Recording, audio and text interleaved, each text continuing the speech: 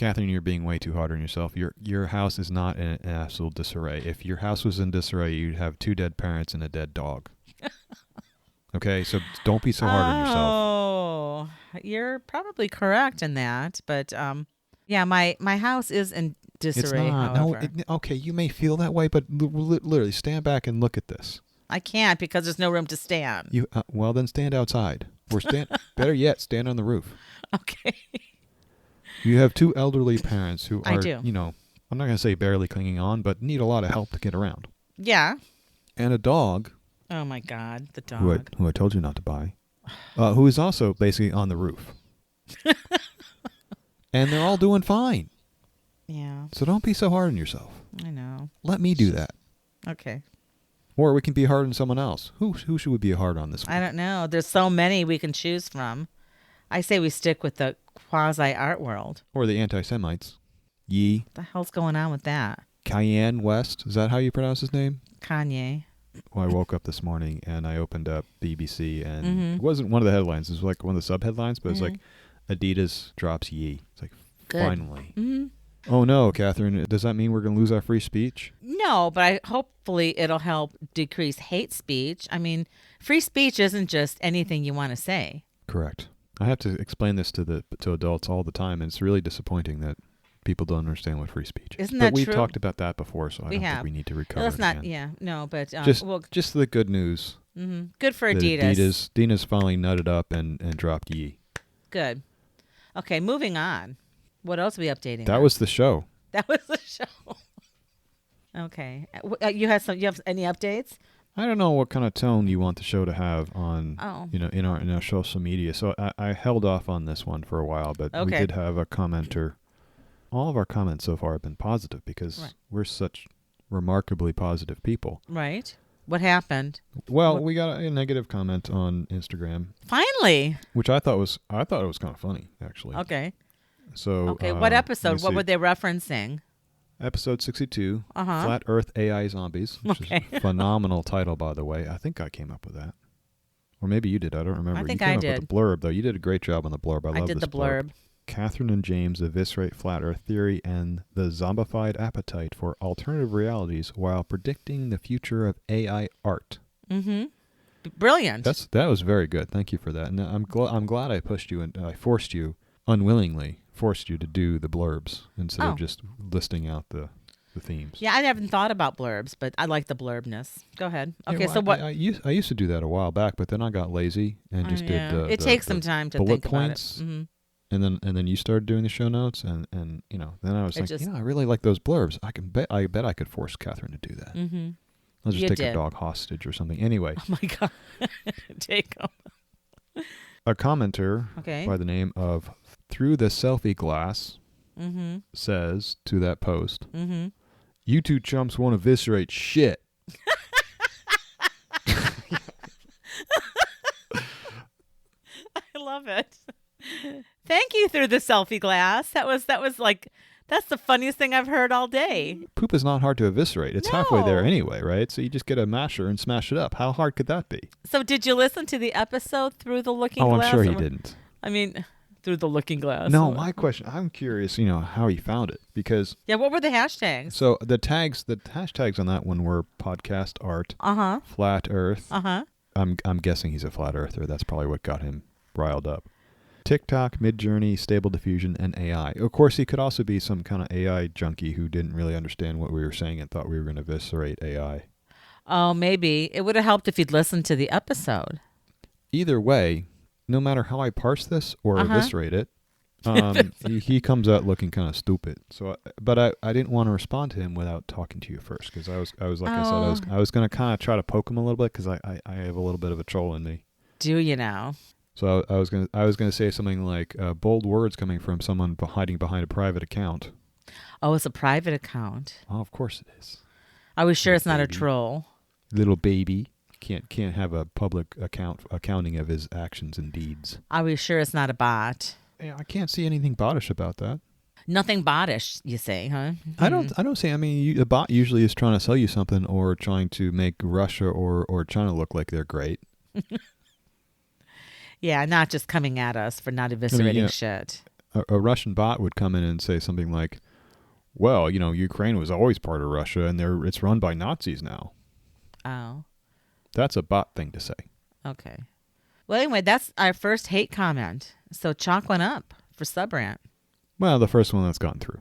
Oh, other things may have come through, and we did. Of course. Yeah, I delete stuff all the time. Oh, do you? But this one is just like, I don't know. Wait, we get a lot of hate? I wouldn't say we get a lot of hate. We get spam, and we get some other comments that just aren't worth having up there. But this one, it's hit. I don't know who can see this because it's hidden. You have to tap on it to see it. And as a creator, I can see it, but I don't know if anyone else can. I didn't see it, which is a little bit disappointing. I think you should be able to see people's stupidity. What I see, if it'll say like there are 4 comments, and I'll click on the 4 comments, and sometimes there'll only be like 3 or 2. That's because I'm deleting spam or other stupid comments. Okay. So then this was hidden too, because I always click to see what people are saying. And there's not a whole lot. You're such a narcissist. No, I'm just curious. I'm curious about what people say about me. That's called narcissism. Or the episode. Feedback's good. That wouldn't qualify as feedback. That's just silliness. Well, it would be feedback if it was more specific. Right. What is he complaining about that we're not going to eviscerate? And how did we not eviscerate it? Right. That's what I want to know. Maybe he's just triggered by the word eviscerate. Maybe he doesn't know what it means. Okay. What else? That's all I have for follow-up. Yeah. I didn't have any follow-up other than the T-shirts came. Oh. God, those were a pain in the ass to make. I loved it.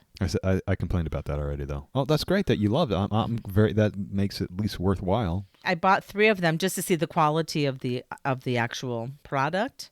Mm-hmm. And I keep forgetting. I got to put that on the website. But yeah, go ahead and buy some T-shirts then. Yeah, and there was only one that was kind of flimsy. I think, was it the slouchy? I can't remember. I should have been more, or the scoop neck or something. I don't know. It was a women's version, and it's a little thin. We used to buy stuff like this at the yoga center. It was like, with cool logos on it, but it was super thin. But the other ones, like the men's V-neck that I bought, is really nice quality, and I wasn't disappointed. I mean, it wasn't so cheesy that I'd be embarrassed that we are doing it on that platform. That's a great endorsement. What? I wasn't disappointed. I wasn't disappointed. That should be the new subtag for buy our T-shirts. SubRant. I wasn't disappointed. No, SubRant. I wasn't disappointed, at least. Got exactly what I expected. I know. Oh my God. Oh, are we really doing this today? Yes. The painter who revealed how our eyes really see the world. Who might that be? Oh, a painter does that. The scientists don't do that. The painter does that, does he? Yeah, it's BS. Apparently it was Cezanne. Oh. Completely baffled by this BBC article. I don't know. It's almost like Cezanne's paying them to do good articles about him. Right. I don't think he could do that. I think BBC is just a shill now. What's that? Oh, shill for Cezanne. I see. Yeah. Paid advertisement. Okay. So we're discussing basically how we see art. Is that the topic? No. It's how artists see the world and how they teach us how we really see the world. We think we're seeing the world in a way that we're not actually seeing the world. Okay. So he's breaking down the veil. Breaking down the veil. After the scientists did it. So here's the thing. Before the 1800s, people assumed that the eye was basically just like a literal camera. Mm-hmm. Whatever was in front of you came through the lens of the eye, and the brain just saw it and processed it as it was. But we know, through many experimentations and whatnot, and through science, that what's in front of us is not what our brain tells us is in front of us. We do a lot of interpretation. The easiest thing is, like, when you look at a cloud and there are 2 kind of holes and then there's maybe a slight line below it, we see that as a face because our brains try to recognize faces. So rather than just seeing a cloud, we see a face. Right. Our brains are super lazy, so any kind of algorithm it can use to just not actually process what's in front of us and just tell us, oh, there's a person, oh, there's a woman, there's a man, there's a child, whatever. It just takes shortcuts and do that rather than processing the whole image.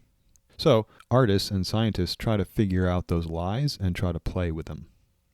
Right. And the article was basically trying to say that Cezanne was the first artist of all time to have figured this out and tried to express it on a 2-dimensional surface, which I find kind of silly, certainly very Western-centric. Right, that was really the premise. It's like that all of a sudden he went from this static gaze, or like what they were talking about, like a camera obscura scenario. Mm-hmm. to the roving gaze, how our eyes, and then they go into this whole thing. But I didn't think that he was thinking that deep about it. Do you? I don't know, because he's not around to tell us. Right, but don't artists dare... Huge amount of speculation. I know. But like when I was taking like a life drawing class way back in the day, and then you're trying to kind of focus on the whole figure. Like my stuff turned out looking wonky anyway. I think my eyes period are not that great, and I tend to warp things when I'm drawing. It just never looks like the actual line. I have a really hard time with that. But it's hard to take in the whole object. You have to focus on like the left side or the right side or the nose or the face. Faces were difficult for me. And why couldn't you stare at an eyeball for 20 minutes or something? Well, the article makes the point that he was the first one to actually stare at these things so long as to start to break down what his brain was trying to tell him, fool him into seeing. So I think what you're getting at is the idea that he's the first artist to actually stare at his subjects. Right. I don't think he was. Took a couple 100,000 years for humans to figure that out. I'm thinking that's a big jump. And unless you can show any sliver of a piece of data to support that, I'm just going to throw it out with the trash. Right. And I thought it was an interesting article. I read it. It was good. I thought it was interesting. I liked the examples they showed in terms of like the progression of his still lifes, from the early sugar bowl and blue cup to still life with fruit dish. And I preferred still life with fruit dish, by the way. And that was more with the roving gaze. I mean, he was essentially an impressionist. Right.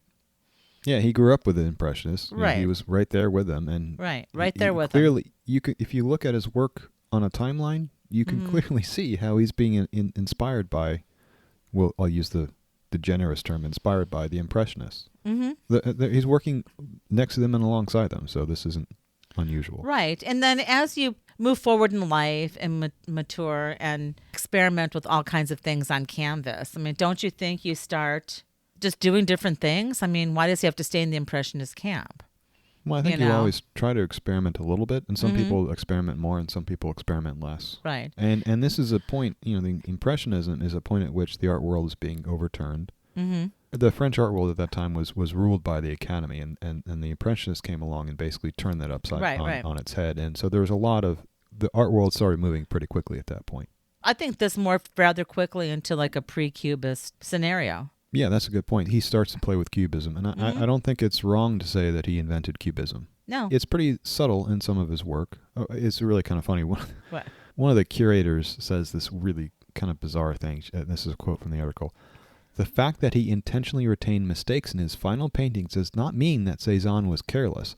On the contrary, according to Natalia Sidlina, a curator at the Tate Modern exhibition, Cezanne was thoughtful and well-read. Cezanne translated Latin manuscripts for fun, she told BBC Culture, and was friends with some of the leading scientists in fields like natural science, geology, and optics. Okay, I don't know how translating Latin supports your argument that he wasn't careless as a painter. I am a pretty meticulous painter. I'm a pretty meticulous podcaster, but I am very careless when it comes to cooking. So if if an archaeologist digs up my cooking 300 years from now and they're like, well, I know this looks very simple, but since James was such a detailed person in every other aspect of his life, he couldn't possibly have been careless as a cook too. Right. Yeah, I saw that. Curators really should go to school. They should be forced to actually take classes. I think they do go to school. No, but they should be like real classes, not just art history and art theory, but actual classes in science and rhetoric and things like that. Maybe media studies too. I don't know. Just something where they could actually learn to become critically intelligent people instead of the Muppets that they are. Anyway, this exhibit at the London's Tate Museum is allegedly presenting this artist, Cezanne, who unveils strange truths about human perception. I don't know that he did or didn't. I know there's a lot of discussion. And if you look, kind of dig deeper into Cezanne, there's a lot of that kind of verbiage around his work that he was unfolding like ways of seeing. But don't artists do that anyway? Yeah, and I think the Impressionists were doing that. So this was pretty much in keeping. He is pushing the bounds, though. He's kind of like on the edge of Impressionism and Post-Impressionism or Expressionism. Well, I guess not expressionism, but post-impressionism. Yeah, post-impression. So to sum up this whole situation, it's like I like Cezanne's work. I've always been impressed by it. I mean, I think it's magical in many ways. I did prefer of the two still lifes, the one that was a little bit more distorted. To me, it's like through the natural maturation process, aging process, experimental process. I mean, what is a lot of painting other than experimenting on canvas? I mean, I see it all as an experiment. And so he was dabbling and looking at things differently and moving through Impressionism. So what? I mean, so that's cool. Well, and then, you know, okay, I mean, that's kind of don't be dismissive. I'm not dismissive, but I think he's working on it, and he's like, I think we agree that he invented Cubism. I think that's a kind of an accepted idea. Yeah, that doesn't just happen on its own. So you think he really thought about it? Well, he had some work. He was working through the process. Mm-hmm. Now, that's not to say that he didn't have lots of things to look at to push him in that direction. Mm-hmm. Like I said at the beginning, this is a remarkably Western-centric. I'm surprised that they allowed this piece to be printed, because I would assume that the woke people would just push back, rightly so, on this one. I mean, one of the things they say is, quote, Cezanne was the midwife of 20th century modernist art movements. Yeah, the midwife. I know. I would put in Western modernist art movements, because if we look back in history, like for thousands of years, other cultures, and some also in the West, flattened out things, distorted things to put them on a flat surface. I mean, the Japanese knew that they were painting on a flat surface, so their imagery took that into account. You know, a lot of stuff is flattened out. The ancient Egyptians did the same thing. They were carving, and now the ancient Egyptians are an interesting example, because we have a few examples of things that they carved that were not important, that were not thought to be important, like servants. And they were highly naturalistic. They knew how to actually paint and to carve, but when it came to the formal stuff, you know, they had a formalized language for their visual language. Their visual language is highly formalized. So that's where they do all the abstraction.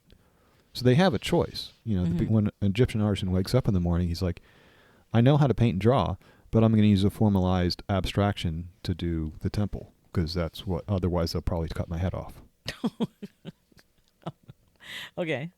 I'm sorry, that was a bit of a divergence. That was divergence, yes. But as I said, okay. I want to reiterate, because it did bother me a little bit, that the whole article is a masterclass in overanalyzing while simultaneously ignoring anything beyond the Western world. The modern Western world, even at that. Because you look back at the early Renaissance and you can see distortion. I mean, the West didn't even understand perspective until, I guess, the mid-Renaissance. I think that's when they, quote, invented perspective or discovered. Before that, it's all stacked up and abstracted. Well, they were trying to make a point, I guess. Who? The article. Oh, the article. Yeah, of course they're trying to make a point. They're trying to sell tickets. And I'm just wishing they would, take some more time and use people who actually knew what they were talking about and not make this stuff up and not distort the whole history of art. Distort the whole history of distortion.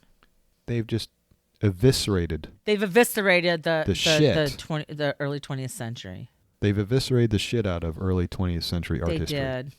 I want to put that on a T-shirt. Maybe this is the guy. Maybe this is the guy. From our comment section. Maybe. Through the selfie lens, I think it was. Yeah, this is probably who the writer is. Anyway. Got any other thoughts about Cezanne? I don't. I just think that I'm glad he did it. That's the art critic. That's the level I'm functioning at today. I would love to see that. That would be a great article. The BBC comes to you to talk to you about the Cezanne show that you're putting on at the Tate.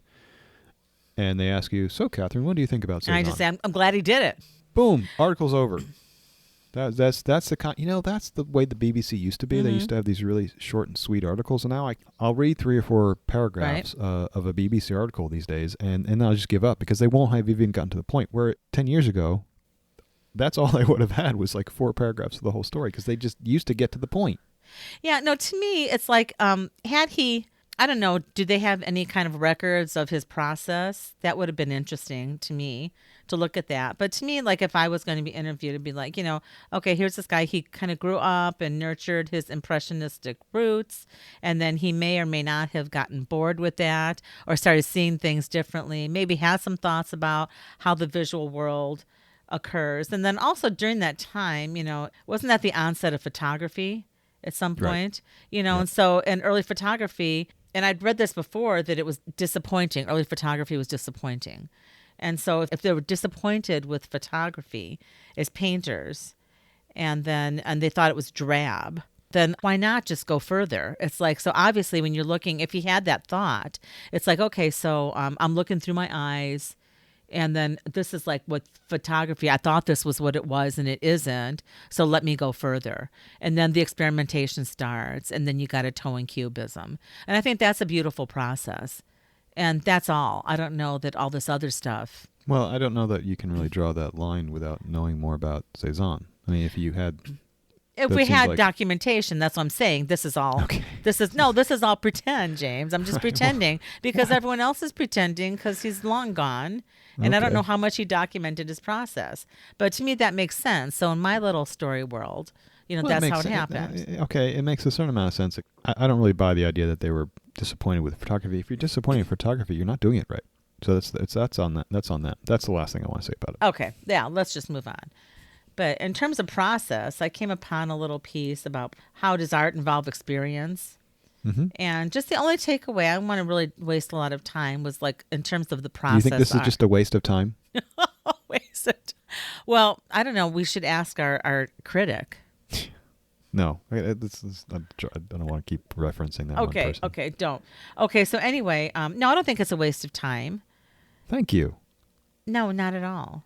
The process art. Do you believe, because we were talking about Cezanne's process, and if he didn't document it in the way that like Da Vinci documented extensively, like there was a lot of process documentation with Da Vinci's work. Do you think that everything that an artist makes is actually art, that it's on the process as opposed to the canvas?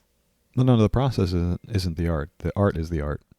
And it either is or isn't, and not every piece is successful. Okay. Was that too black and white? No, because this article that I found, like why does art involve experience, a look into the world of art, just talked about process art as being the form of art where everything the artist made from the moment of inspiration as well as the final product was the art. And some of the things, and it just reminded me of Da Vinci's Code Leicester, I think it is. Leicester, the Codex Leicester. Don't use fussy words with me. No, that's what it's called. It's Bill Gates owns it. It's like a 36 or 38 page booklet, and that they kind of deconstructed. And I actually saw it in exhibition, and I spent a lot of time there looking at every single piece. And it really detailed. It was like his handwriting and how he wrote kind of backward, like he would write backwards. Like he would write from, it was so captivating. And I was so taken by that work of this codex. I wish I could still look at it. It was that captivating. Well, I'm sure you can. Yeah. Oh, no, you can. You can somewhere. Like I said, Bill Gates owns it.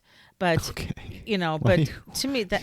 Are you getting paid by Bill Gates to mention his name? No, Bill Gates doesn't know me. Because I want some of that too. No, Bill Gates doesn't know me. So that's all I wanted to say about that. I don't know. I think that's completely silly, though, to think that everything they do is part of the art. The work is the art, and everything else is a prelude to that. Okay, which is kind of a touchstone for like into AI. So then it becomes like, is it the process or is it the output? What is it? Is the artist like an AI collaborator, or is or not the artist, the person, the human? Is the human?